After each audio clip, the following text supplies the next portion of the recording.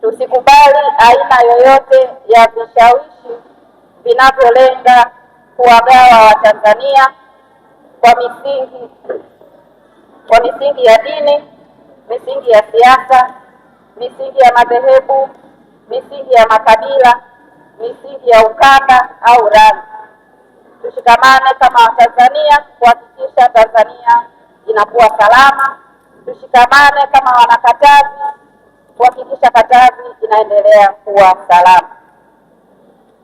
Jambo la pili, Mheshimiwa Shehe wa Mkoa pamoja na viongozi wote, swala la maadili ambalo wote ni mashahidi kwamba upo upungufu au upungufu wa maadili katika jamii yetu. Niwaombe sana viongozi wa dini, na nimefurahi kuwaona mkiwa hapa baadhi yenu. Niwaombe swala hili la maadili mema ya watoto wetu, vijana wetu na hata sisi watu wazima, msiachie serikali peke yake. Swala hili ni wajibu wetu wote, kwa sababu wote katika namna moja ama nyingine tunawasimamia watu. Tunawasimamia watu kama wananchi wa Katavi au wananchi wa Tanzania, lakini tunawasimamia watu kupitia viongozi wa dini, mkiwa mnawaita waumini wa madhehebu mbalimbali. Lakini watu hawa ni wale wale, na tunaowalea kwanza, kuwazaa, kuwalea, kuwafunza na kuwafundisha ni sisi wote na sio serikali peke yake. Lakini hivi juzi tumesikia chokochoko zinazoendelea katika nchi yetu. Moja kati ya mataifa makubwa, na sio vibaya nikilitaja, ni taifa la Marekani. Wao baadhi yao katika bunge la Senate wametushutumu Tanzania, na shutuma hizo ni uonevu, na hii hadhara yako inashuhudia hilo kwamba shutuma hizo ni za uonevu.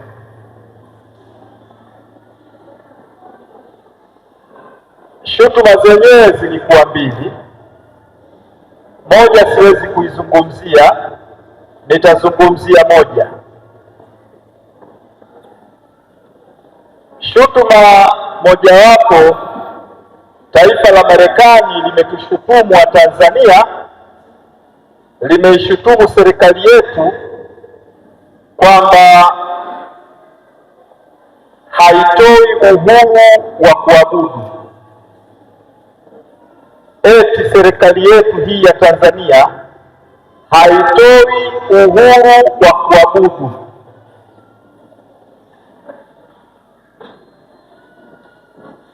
Angelikuwepo mmoja wao hapa, akashuhudia umma huu ulivyo, angekanusha maneno hayo. Mheshimiwa mgeni rasmi, katika mkoa wako huu wa Katavi, sisi viongozi wa dini tuna uhuru mkubwa wa kufanya ibada zetu, na sio tu mkoa wa Katavi, Tanzania yote.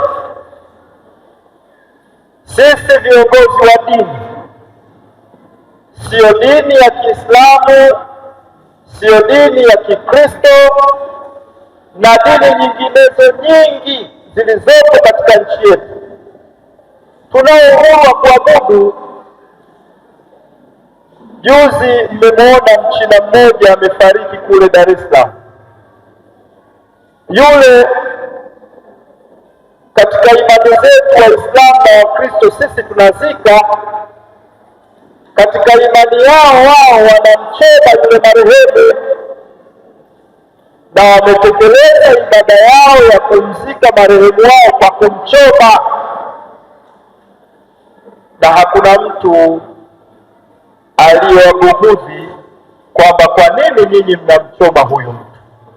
Ni imani yao na ni uhuru wao wa kufanya ibada waliokuwa wameamua kuifanya. Leo Mheshimiwa mgeni rasmi, katika mkoa wako huu umetuona viongozi wa dini mbalimbali tuko hapa. Yuko baba mchungaji wa kanisa la Africa Inland Church AIC, yuko pale. Yuko askofu wa kanisa la GHC, Askofu Engu Masumo, yuko pale. Yuko baba mchungaji wa kanisa la Baba Halisi, mchungaji Faida Shabazuri, yuko pale. Licha ya wao, lakini wako watu wengi. Sisi huku tulikokaa huku kwenye meza yako tuko mchanganyiko, tuko Waislamu na wako wenzetu wa Kristo, na tumekaa pamoja.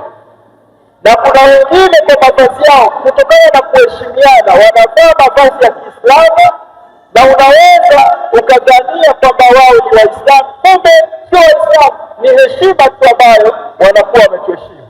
Tumekuwa huru toka kipindi hicho, na kwa bahati nzuri serikali yetu, hebu tazameni ilivyojipanga. Rais wa kwanza alikuwa Mkristo, Mwalimu Julius Kambarage Nyerere. Rais wa pili akawa Muislamu, Alhaji Ali Hassan Mwinyi. Rais wa tatu akawa Mkristo, Benjamin William Mkapa. Rais wa nne akawa Muislamu, Mrisho Jakaya Kikwete. Rais wa tano akawa Mkristo, John Pombe Magufuli. Rais wa sita wa awamu ya sita akawa Muislamu, Mama Samia Suluhu Hassan. Utasemaje kwamba nchi hii ina udini? Wewe unafikiri kupangana marais kwa dini zao hizo, unafikiri imekuja bahati mbaya? Haijaja bahati mbaya. Watu wamejipanga kwamba taifa hili lina watu wa dini tofauti tofauti. Kila ambaye atakayekuwa na sifa ya kuwa kiongozi atakuwa kiongozi bila kujali itikadi ya dini yake.